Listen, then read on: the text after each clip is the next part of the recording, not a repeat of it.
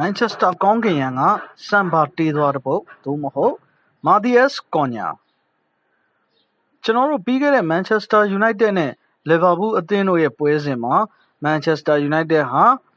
3-2 ဆိုတဲ့ရလဒ်နဲ့ Liverpool အသင်းကိုအနိုင်ရရှိခဲ့ပါတယ်။ဒီနေရာမှာကျွန်တော်တို့အဖွင့်ကိုစောစောစီးစီးရခဲ့တာဟာ Manchester United အတွက်ကြီးမားတဲ့အားသာချက်တစ်ခုရရှိခဲ့တယ်လို့ပြောရမှာပေါ့နော်။ဒီမှာကျွန်တော်တို့ပြောမယ်ဆိုရင် Matthias Cunha ဒီနေ့ကျွန်တော်ပြောမယ့်ထဲကတော့ Cunha ရဲ့အကြောင်းကိုပဲကျွန်တော်တည်တံ့ highlight လေးလုပ်ပြီးတော့ပြောပြသွားခြင်းတယ်။ဘာလို့လဲဆိုတော့ Cunha သူကလေ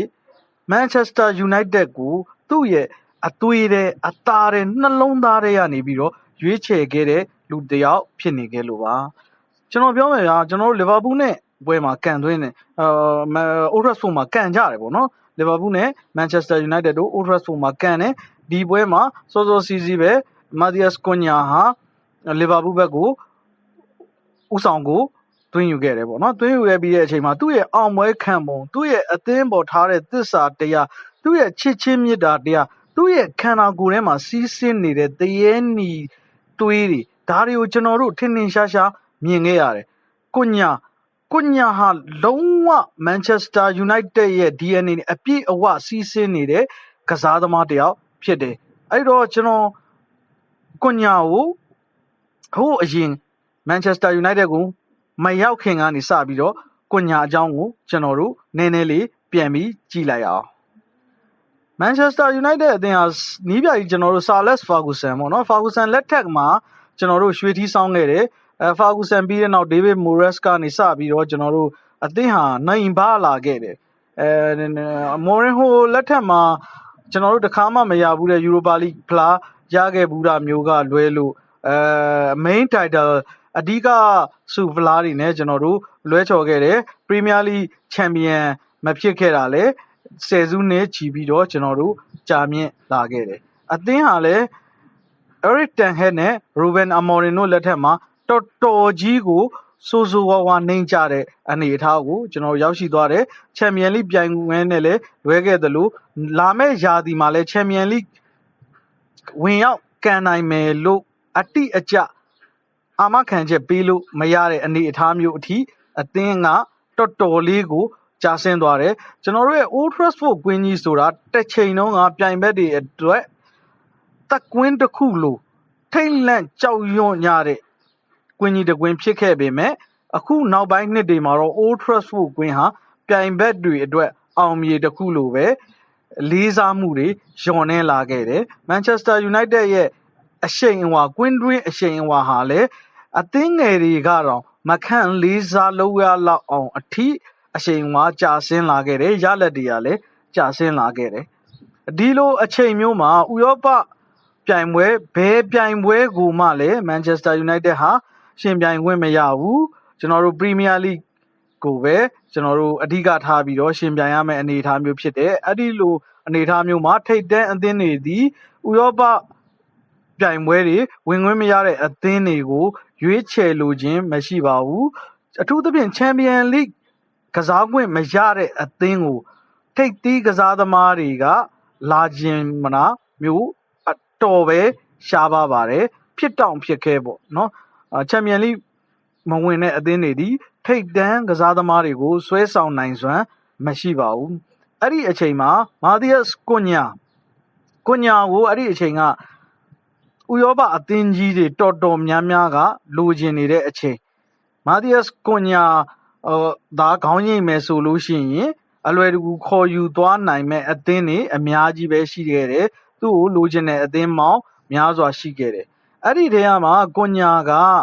ဥရောပပွဲလုံးဝကစားခွင့်မရှိတဲ့ Manchester United ကိုသူဟာနှလုံးသားနဲ့ရွေးချယ်ခဲ့တယ်သူဟာဥရောပပြိုင်ပွဲကစားခွင့်ရတဲ့အသင်းကိုမရွေးချယ်ဘဲနဲ့ရွေးချယ်ခြင်းမပြုဘဲနဲ့သူချစ်တဲ့ Manchester United အသင်းနဲ့အတူ Champion League ပြိုင်ပွဲကိုသွားခွင့်ရဖို့အတွက်စ조사ဖို့ပဲသူရွေးချယ်ခဲ့တယ်အဲ့ဒီအချိန်မှာတော်တော်လေးကိုနှိမ့်ချနေတဲ့ United ကိုCunhaဟာရဲရဲဝင်းဝင်းနဲ့ရွေးချယ်ခဲ့တယ်သူ့နှလုံးသားရဲ့စေခိုင်းမှုအတိုင်းပဲ United ကိုနှလုံးသားနဲ့ရွေးချယ်ခဲ့တယ်အခုကျွန်တော်တို့မြင်နေရတဲ့အတိုင်းပဲ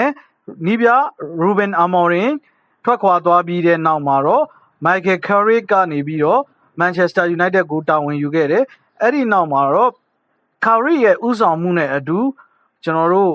Konya Ambu Moses ကိုစတဲ့ကစားသမားအသစ်တွေရောကျွန်တော်တို့ negotiation Harry Maguire တို့အသင်းကောင်းဆောင် Bruno Fernandes တို့Ahmed Diallo တို့ Casemiro တို့စတဲ့ကစားသမားတွေရဲ့ကျွန်တော်တို့mindset ပြောင်းလဲသွားတယ်ပေါ့နော်အရင်လိုပြီးပြီးတော့ကွင်းထဲမှာတာဝန်ကျေဝတ္တရားကျေကစားနေတဲ့ပုံစံမျိုးမဟုတ်ဘဲနဲ့ United ဆိုတဲ့ကျွန်တော်တို့ logo ကိုနှလုံးသားထဲမှာနှစ်ပြီးတော့အယိုးကြည်ကြည်အရေခန့်ခန့်တရေနီတို့ရဲ့အနိုင်မခံအရှုံးမပေးစိတ်ဓာတ်နဲ့အတူတူစ조사လိုက်ကြတာမှာအခုကျွန်တော်တို့ United ဟာ Champions League ဝင်ခွင့်တေချာသွားခဲ့ပြီပဲဖြစ်ပါတယ်ကျွန်တော်တို့ United အဖက်ဖက်ကနှိမ့်ချနေတဲ့အချိန်မြည်သူတဦးတယောက်ကမှ United ဒီ Champions League ပြိုင်ပွဲကိုလာမယ့်နှစ်မှာဝင်ရောက်ရှင်ပြိုင်ကစားခွင့်ရနိုင်လိမ့်မယ်လို့အာမခံချက်မပေးနိုင်တဲ့အချိန်မှာယူမိုက်စွာနဲ့နှလုံးသားခံစားချက်တစ်ခုတည်းနဲ့ချစ်ချင်းမြတ်တာတစ်ခုတည်းနဲ့ Manchester United ကိုရွေးချယ်ခဲ့တဲ့ Matheus Cunha ဟာသူစိုက်ပျိုးခဲ့တဲ့အပင်ကအခုတော့အသီးအပွင့်တွေနဲ့ဝေစာလာခဲ့ပြီပဲဖြစ်ပါတယ်ကျွန်တော်တို့ Manchester United fan တွေထက်မတာရင်တော့မရောတဲ့ United အပေါ်ချစ်ချင်းမြတ်တာအပြည့်နဲ့ရောက်ရှိလာခဲ့တဲ့ Matheus Cunha ဟာကျွန်တော်တို့အတွက်တော့လုံးဝကိုတန်ဖိုးမဖြတ်နိုင်တဲ့ကစားသမားတစ်ယောက်ဖြစ်ပါတယ်ပြီးတော့ကျွန်တော်တို့ဟာသူ့ကိုမှမချစ်ဘူးဆိုလို့ရှိရင်တော့ကျွန်တော်တို့ဟာ Manchester United ရဲ့ fan တွေဆိုတာတော့စစ်မှန်မယ်လို့ကျွန်တော်မထင်ပါဘူးကျွန်တော်တို့ Manchester United fan တွေဆိုတာဟာကျွန်တော်တို့အသင်းကနေပြီးတော့ Blondie All တွေအများကြီးရပြီးတော့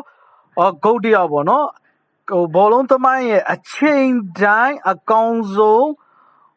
ကစားသမားလို့သတ်မှတ်ခံရတဲ့ Cristiano Ronaldo ထက်ကျွန်တော်တို့ United fan တွေဟာကျွန်တော်တို့အသင်းအတွက်အယိုးကြည်ကြည်အရေခန့်ခန့်အသက်သွေးချွေးအပြည့်အဝဆွန့်လွတ်ပေးဆက်ကစားခဲ့တဲ့ Wayne Rooney ကိုပို့ပြီးတော့ချစ်မြတ်နိုးပါတယ်လေးစားပါတယ်တန်ဖိုးထားပါတယ်အဲ့ဒီလိုပဲကျွန်တော်တို့ဟာအခု Matheus Cunha ကိုလည်းကျွန်တော်တို့ဒီသူ့ရဲ့ခြေစွမ်းထက်သူ့ရဲ့စိတ်ဓာတ် United ပေါ်ထားတဲ့သစ္စာတရား United ရဲ့သွေးတွေသူ့ရဲ့ခန္ဓာကိုယ်ထဲမှာစီးဆင်းနေတာတွေဒါတွေဟာကျွန်တော်တို့အတွက်တန်ဖိုးမဖြတ်နိုင်တဲ့ချစ်ချင်းမြတ်တာတွေသူ့အပေါ်ကိုကျွန်တော်တို့ပေးစွမ်းနေတာပဲဖြစ်ပါတယ်။ဘာပဲဖြစ်ဖြစ်ကျွန်တော်တို့ရှေ့လာမဲ့လာမဲ့ရာသီမှာလာမဲ့ဘောလုံးရာသီမှာပေါ့နော်ကျွန်တော်တို့က Manchester United နဲ့အတူ Matheus Cunha နဲ့အတူ Champions League ညချမ်းတွေကိုပျော်ရွှင်စွာအတူတကွဖြတ်သန်းကြရအောင်အားလုံးပဲမင်္ဂလာပါခင်ဗျာ